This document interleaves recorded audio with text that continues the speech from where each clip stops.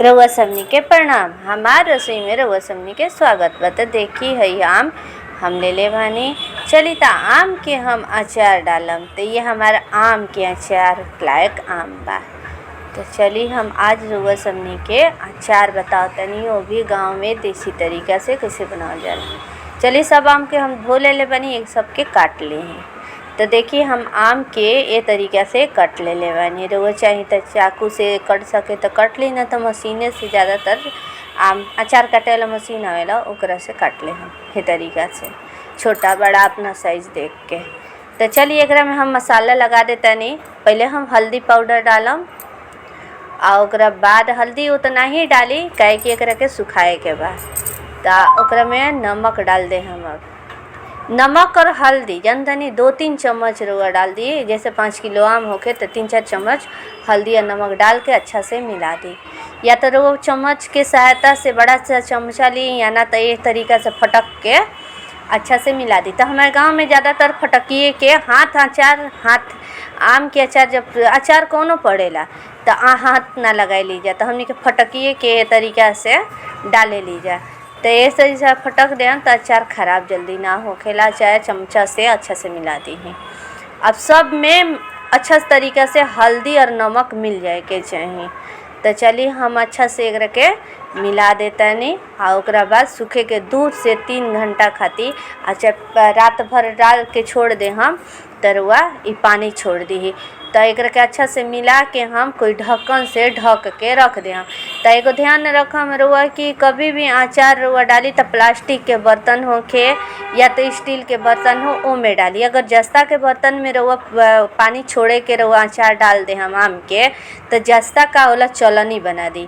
तो एसिड के काम करेला, जैसे रुआ नमक और आम के जो रस होला पानी छोड़ेला वो मिल जाई तो वो एसिड के काम करेला। वो सब बर्तन में के काट दी। तो ये चलते प्लास्टिक के बर्तन में एक के ढक देता नहीं, और 4 से 5 घंटा तक आराम से छोड़ दे हम। तो चलिए हम 4 से 5 घंटा खातिर एक के छोड़ देनी। देखिए तो हमारे 4 से 5 घंटा हो गई। एक के देखल जाओ कि पानी छोड़ ले बा कि ना। सांझ के समय हो गई बा हमार। देखी तो हमार ये अचार पानी छोड़ देले बा अच्छा तरीका से, ही चारों तरफ से गल भी गईल बा।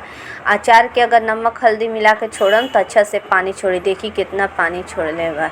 अब एकरा के हम सूखे खातिर धूप में छत पे, आग बालकनी होके या आंगन होके ओकरा में डाल दी चटाई पे। तो चलिए हम छते पर सुखावे खातिर एकरा के कैसे डालल जाला इहो रउआ लोग के हम बताएं। तो चलिए छत पे लेके चला तनी अचार के और सूखे के डाला तनी।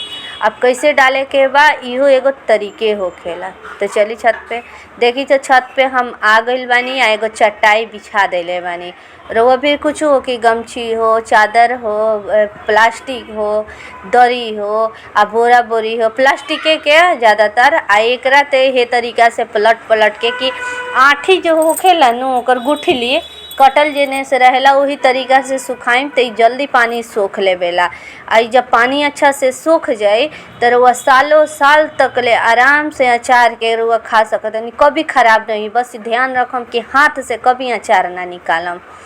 इस तरीका से हम सब अचार के सूखे के डाल दे। हम सब के ऊपर तरफ एक तरफ से एक बार आके पलटियो दे सकते हैं। देखिए सब अचार हम ये तरीका से डाल देले बनी। अभी आराम से 1-2 घंटा में कड़क धूप होके तो सूख जाए। ज़्यादा सुखाम ना, लेकिन पानी के मरका ले हम। देखी तो हम ये तरीका से आम के अच्छा से सुखा ले बनी। रुआ यही तरीका से सुखाइम सालों साल गारंटी बरोबर, कभी अचार खराब ना होई।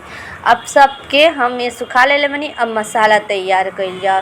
तब मसाला खातिर हम रउआ सबनी के दिखाओ तनी मसाला का ले बनी। हम ले 5 किलो आम खातिर आधा किलो सरसों, काला सरसों। रउआ चाहिए तो पीला काला दोनों मिक्स कर सकतनी। हम काला सरसों ले बनी। और ओकरा बाद ये काला सरसों और वो चाहिए न तो में पीला सरसों भी रोआ डाल सकतनी। ज़्यादातर हमारा यहाँ काले सरसों पड़ेला। ओकरा बाद हम खड़ा मसाला ले बनी। जीरा ले बनी 50 ग्राम ले एकरा के। और ओकरा बाद ले बनी सौंफ, मेथी दाना और धनिया। ये सब के खड़ा मसाला जो बानू हम पहले भूंज ले। हम खाली सरसों के छोड़ के हल्का सा भूंज ले। हम सबन के हल्का हल्का भूंज ले हम। और सरसों के का करम कि हम हल्का सा दरदरा कर दे हम। ई सरसों देखी हई सरसों जो पहले बा हम एकरा के दरदरा करम, एकदम बारीक पीसम ना। अचार के मसाला अगर बारीक पिसा जाए तो कोई टेस्टे ना रहेला, एकरा के हम दरदरा पीस ले हम। तो चली पहले हम सब खड़ा मसाला के भून लेतनी। भूंजे खातिर हम धनिया ले लेतनी, सब खड़ा मसाला, धनिया, मेथी, फिर सौंफ और फिर जीरा, अच्छा से सब चीज़ के हम भूंज ले हम।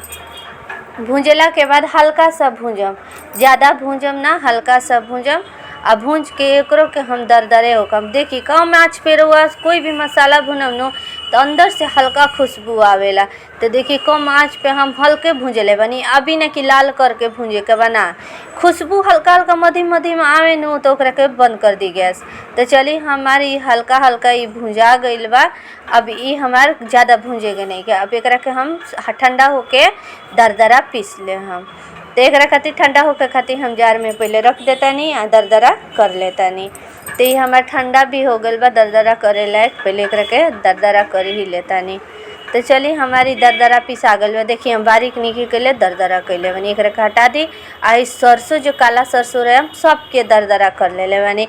मैंने दरदरा का एकदम दाल जैसा ना एकदम मोटे तनी पीसे के बा। अब दाल जैसे ना दू दाल करके छोड़ देनी, एकरा के मोटे जैसा पीसे के बा। अब चलिए अचार में डालल जा। तो अचार में एगो कलछी ले लेम, हाथ से ना मिलाएम, या तो ग्लव्स हाथ में पहन ली। अगर हाथ से मसले के बा तो हाथ में ग्लव्स पहन ली। अब सब मसाला जैसे सरसों हो गई लाउ मिक्स, जैसे हमार जीरा धनिया हो गई, ओकरा के हम पहले बनी सबके में डाल दे हम। सबके आराम से मिलाए खातिर पहले ऊपर सब डाल दी। अब में सब मसाला डालम। अब खड़ा थोड़ा सा सौंफ ले लें, हाथ से रगड़ ले हम। खुशबू जब अच्छा आई, एक मुट्ठी एकदम मुट्ठी से बंद कर के सौंफ ले लें हम। ओकरा बाद हम ले लें हम एकरा में क्या कहले मुट्ठी से कोई भी चीज़ ले हम तो एक मुट्ठी एकदम दबा के। जवाइन मंगरैल एक मुट्ठी एकदम मुट्ठिए से ले हम। जैसे 5 किलो सरसों आम बानू तो एक मुट्ठी दबा के सब चीज़ डाले के बाद। और ओकरा बाद डाल दे हम एकरा में कोई भी चीज़ होके आराम से एकदम नाप के डालम। थोड़ा सा हींग, एक से 1.5 चम्मच काफ़ी बा हींग डाल दे हम, काहे कि हींग नु बादी खाती अचार में डालम तो बहुत अच्छा ही रहेला हमरा खातिर। फिर वो मेरा हल्दी पाउडर डाल दे हम। हल्दियों अंदाजे से डालम, जे काहे कि पहले हल्दी हमनी के डाल चुकल बन जाए। तो हल्दी पाउडर, फिर लाल मिर्च पाउडर अपना टेस्ट के हिसाब से डालम। तन चटपटा तीखा ले रहे अचार तो कुछ मजे कुछ और तकारी उकारी रहे, चाहे ना अचार रोटी खा ली तो पेट भर जाई। तो मैं हल्दी भी के जगह हम थोड़ा सा ज़्यादा लाल मिर्च पाउडर डालब। आ खड़ा लाल मिर्च अगर पीस के डाली तो उसका टेस्ट बहुत अच्छा आवेला। नमक स्वाद अनुसार पहले नमक डाल के हमनी के सुखा ले बनी जा। तो नमक उतने भर डालम जितना भर अचार बर्दाश्त कर ले। अब ज़्यादा ना डालम कि बर्दाश्त से बाहर हो जाए कोई चीज़, तो अंदाज से वही चीज़ डालम। अब एकरा में लास्ट में डालम हम तेल, सरसों तेल उतना भर डालम कि हमार मसला जाए। देखिए अभी हम जार में अपन ना डालम, जैसे बुआम में हम ना डालम तो उतने भर तेल डालम नु कि अच्छा से मसला जाए। तो हम उतने भर तेल डाल के अच्छा से मसल दे हम। 1-2 दिन एकरे प्लास्टिके के बर्तन में, जो ना बर्तन में रहुआ अचार के मसाला तनी न वही बर्तन में 1-2 दिन रहुआ रखी। और ओकरा बाद जार में रखी या बोयाम में रखी, धूप देखा के। धूप कैसे दिखाए के बाद कपड़ा के ऊपर से बांध दे हम हल्का, जैसे ओढ़नी होके पतला धोती के कपड़ा होके तो हल्का ऊपर से बांध दी हैं। और तब रउआ धूप दिखाई। पहले हाथ देखिए अचार के हम कम तेल लगता तो तेल डाल के आ मसल लेतानी। रउआ से हम लोग से बात करत हम अचार अपन तैयार कर ले हम। भले 2-3 दिन लागेला, लेकिन रउआ लोग से बात करत हमारा अचार तैयार हो जाला। तो अच्छा से पहले अचार के हम कलछी से मिला लेतानी। सब जगह मिला ले हम तो अच्छा से अचार हो जाए। उतने अचार के मसाला चटपटा होखी, उतने अचार के मज़ा कुछ और होखी। तो चलिए अचार के बनाए के तरीका रुआ हमारा कैसन लगता तो रुआ कमेंट करके ज़रूर बताएं। और बताएं कि हमारा अचार ये तरीका से ज़रूर एक बार ट्राई करके देखम डाल के बहुत अच्छा था। हमारा अचार अच्छा से ही मसला गई। अब एकरा के 2-3 दिन हम धूप दिखा दे हम धूप दिखेला के बाद जार में बंद कर दे हम। यह हमारा अचार तैयार हो गए। तो वो लोग बताइम जा कि हमारी आम के अचार हुआ कैसन लागल कमेंट बॉक्स में, और हम इंतजार करम रउआ लोग के कमेंट के कि हमारा अचार रउआ लोग के कैसन लगा। अभी सालों साल रउआ खा सकतानी आराम से, ये कभी ख़राब ना ही। बस ध्यान रखम कि हाथ से कभी अचार ना निकालम। कोई भी अचार हो के, आम के अचार हो के, इमली के अचार हो गए, कोई चीज़ के अचार हो गया, ऐसा कुछ नहीं के हाथ से केवल नहीं के निकाले के, ओकर टेस्ट अलग हो जाला। रउआ चम्मच से गली ही आ निकाली। तब सब लोग को प्रणाम। फिर आई में एक नया रेसिपी।